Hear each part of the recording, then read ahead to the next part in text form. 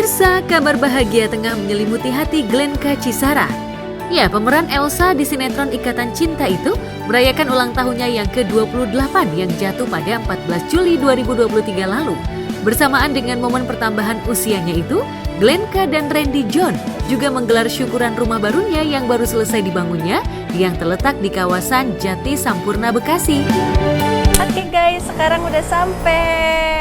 Ayo kita masuk ke dalam yuk. Nah ini sebenarnya masih berantakan nih, di sini masih ada pasir, semen, terus masih ada puing-puingnya. Nanti ini rencananya parkiran sebelah sini nih, parkir untuk mobil, dan di sini itu taman gitu loh, taman-taman kecil. Kita masuk lewat pintu belakang sebenarnya ya. Kalau pintu utama nanti di sebelah sana, nanti aku kasih tahu. Kalau di bagian sini rencananya kita mau buat apa yang dapur ya? Ini dapurnya nih, nanti ini di sini ada kitchen set. Agak serem ya. Ini nanti nih kitchen set gitu loh. Sebelah sini, terus di sini ada jendelanya gitu. Jadi aku bisa ngeliat keluar gitu kalau lagi masak. Nanti di sini ada table islandnya. Di sebelah sini, di situ kamar mandi. Setelah 1 tahun lamanya berjuang mengumpulkan pundi-pundinya, keinginan mereka untuk memiliki istana baru akhirnya terwujud. Acara digelar meriah dengan dihadiri sahabat dan keluarga terdekat, juga mengundang sejumlah anak-anak yatim piatu. Usia 28 tahun merupakan usia yang cukup matang dan dewasa bagi seseorang dalam menjalani hidup. Lantas, apa makna angka 28 bagi Glenka Cisara yang kini mulai menatap hidup bersama pasangannya, Randy John, yang sudah mantap membangun bahtera rumah tangga bersama? Glenka cuma mau bilang terima kasih untuk mama papaku, untuk keluargaku, untuk Mbak Popi, Mbak Lutfi, untuk semuanya. Terima kasih untuk suami aku juga dan sahabatku yang semuanya udah sayang sama kakak, udah selalu support kakak sampai sekarang. Kakak sekarang ini kakak nggak mungkin kayak begini tanpa dukungan mama papa dan keluarga semua yang di sini, tanpa intinya tanpa suami kakak. Ini berkat dari doa keluarga semua. Memang dari dulu Glenka kan pengen ngebahagiain keluarga Glenka. Ya semoga bisa seterusnya Glenka bisa membahagiakan keluarga kakak, diberikan kesehatan, dan untuk suamiku juga terima kasih sudah mencintai dan menerima banyak suami dari istrimu ini. Terima kasih banyak. Dan India, terima kasih sudah menjadi sahabat Glenka kurang lebih 8 tahun, mau 9 tahun. Semoga kita semuanya masih bisa terus saling menyayangi. Yang pastinya alhamdulillah seneng banget, bersyukur banget. Semuanya hadir, keluarga, sahabat, teman-teman semua datang. Juga di surprise sama suami. Dan pokoknya bahagialah, bersyukur luar biasa. Terus kita berdoa bareng-bareng untuk bertahan di rumah baru ini.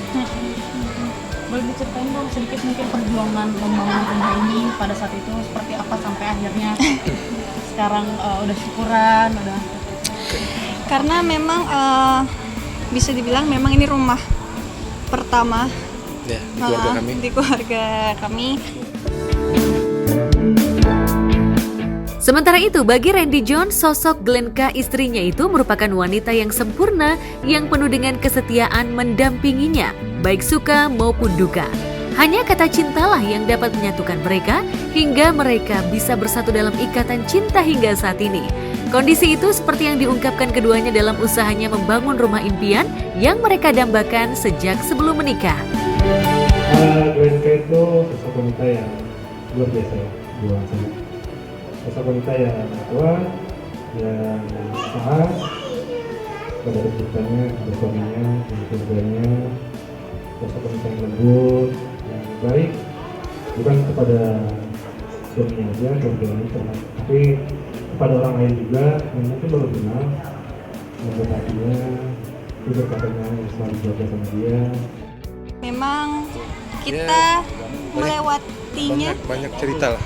Iya, banyak cerita, Lika-liku banyak lika-likunya, yang harus dihadapin. banyak belajar lah kita. Karena memang ini baru. Bangun rumah itu sebenarnya nggak mudah.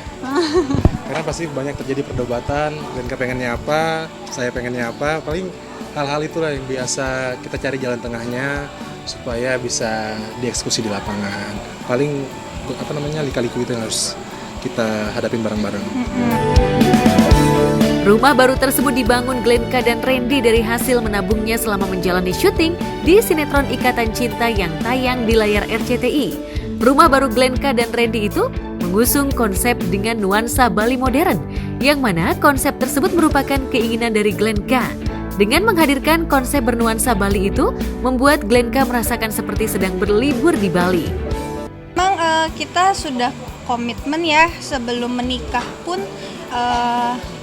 kita memang dari awal udah serius ya. Jadi benar-benar nanti setelah menikah itu kita bangun rumahnya juga serius gitu.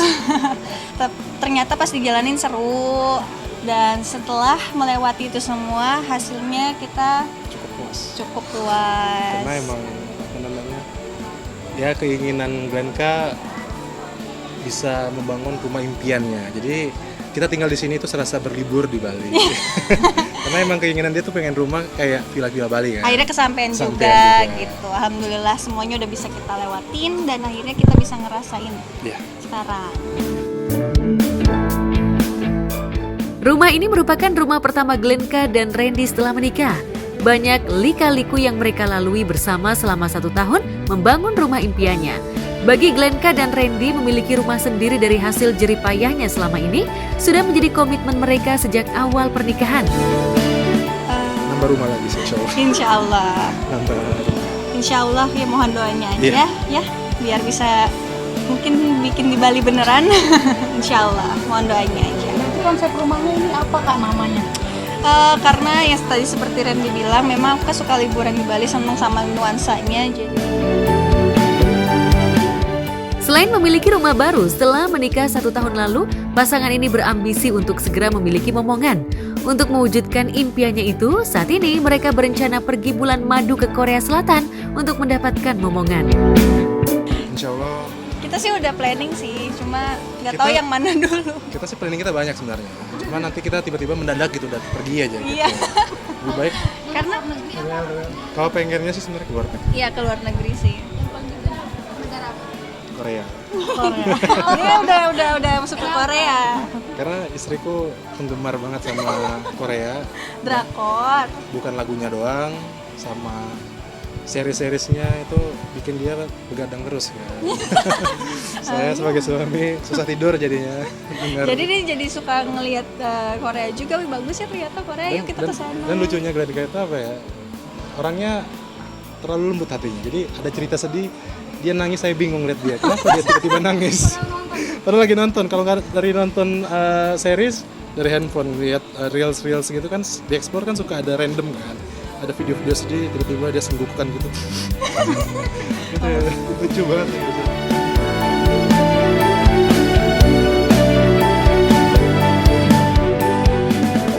Sementara itu, sejak menikah pada 2013 lalu, pasangan Jonas Rifano dan Asmiranda sudah dikaruniai seorang anak perempuan yang diberi nama Chloe Emanuela Vanuati Mena. Namun ternyata pasangan ini masih ingin terus menambah momongan lagi lewat program bayi tabung.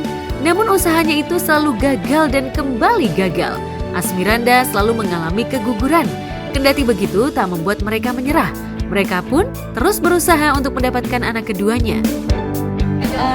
Kalau Chloe ini kan memang program pertama yang langsung berhasil ya. Udah gitu mungkin juga karena kita banyak banget waktu istirahatnya karena pas banget pandemi di 2020. Sedangkan kalau yang program kedua rencananya itu kan pasti kita dalam kondisi yang sedang aktif-aktifnya juga, udah nggak pandemi lagi, kemudian juga suami udah aktif bekerja lagi, mungkin juga aku akan aktif bekerja lagi, jadi kita benar-benar harus benar-benar memilih waktu gitu. Tapi yang dipastikan adalah jangan sampai usia aku terlampau jauh, jadi nanti programnya kurang maksimal gitu. Jadi kita berencana sebenarnya nggak yang buru-buru banget. kita lebih ke arah santai, tapi jangan sampai kita melewati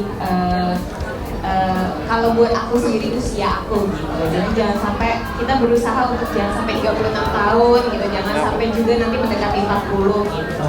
Kalau menurut aku, menurut kita, bahkan teknologi yang ada di Indonesia ini udah cukup baik juga. Jadi kenapa harus keluar negeri? Dan ada juga tren untuk IVF ini yang beredar tuh yang kayak pindah-pindah dokter. Ya kan, bisa pindah, tadi dokter juga sempat cerita punya pasien yang 7 kali pindah dokter. Ya kan, belum jadi 7 kali. Nah itu kan sebenarnya jadi sedikit memberatkan untuk proses pemeriksaannya juga gitu. Karena jadi ada 7 catatan medis dari 7 dokter yang berbeda. Sedangkan kan lebih baik kalau misalnya satu dokter, misalnya masih belum berhasil, coba lagi. Nah itu jadi bisa sama-sama periksa, bisa sama-sama mencari tahu sebenarnya kendalanya di mana. Kayak gitu. Itu untuk jadi kalau kita sih kita juga dalam misalnya kita dalam proses juga untuk membangun community, untuk mengedukasi masyarakat gitu. Jadi buat teman-teman yang mungkin mau coba untuk IVF, coba deh, nggak usah harus pindah-pindah dulu, nggak berhasil sekali itu jangan patah semangat juga, gitu kan. Dan kita juga sempat kemarin juga campaign untuk ngasih edukasi kalau sebenarnya kehamilan itu juga bukan punyanya sendiri, maksudnya punya ibunya aja, tapi kehamilan itu milik berdua. Gitu. Jadi bukan cuma ibu tapi juga ayah. Saat ini program bayi tabung yang dijalani Asmiranda sedang dalam tahap transfer embrio. Lantas seperti apa persiapan yang dilakukan ibu satu anak itu untuk mewujudkan keinginannya tersebut? Kalau sebenarnya ya bisa dibilang ini bukan program yang kedua ya, karena kan saya pernah mengalami keguguran yang kedua kali pada saat Chloe usia 1 tahun.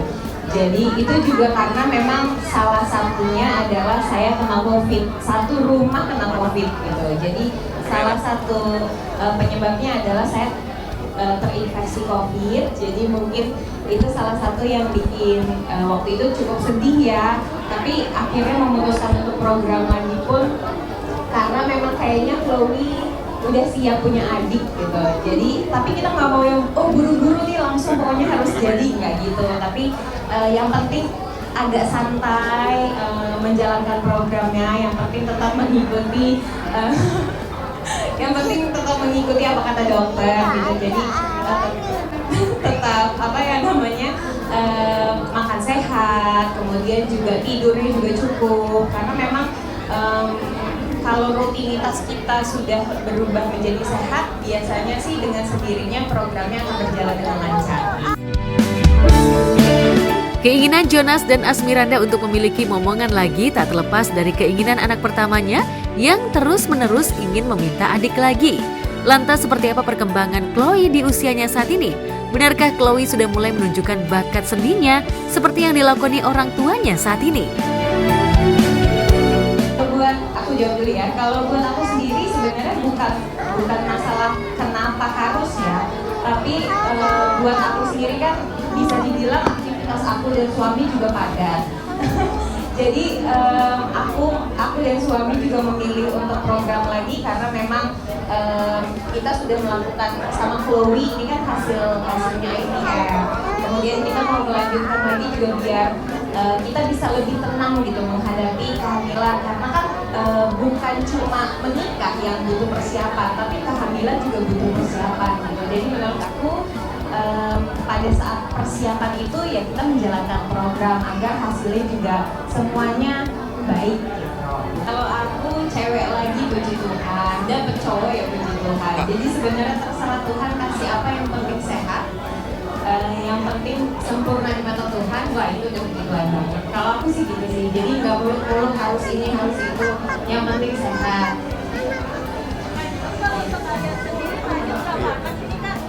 Wah kita nggak, kalau target 12 ya maunya. 11 main 1 cadangan gitu. Kita nggak pernah minta. Kalau aku pribadi sebenarnya pengennya sih lebih dari 1. Kenapa pengen lebih dari 1? Karena aku ngerasain jadi anak tunggal tuh sebenarnya nggak enak. Tapi kalau memang ternyata Tuhan kasihnya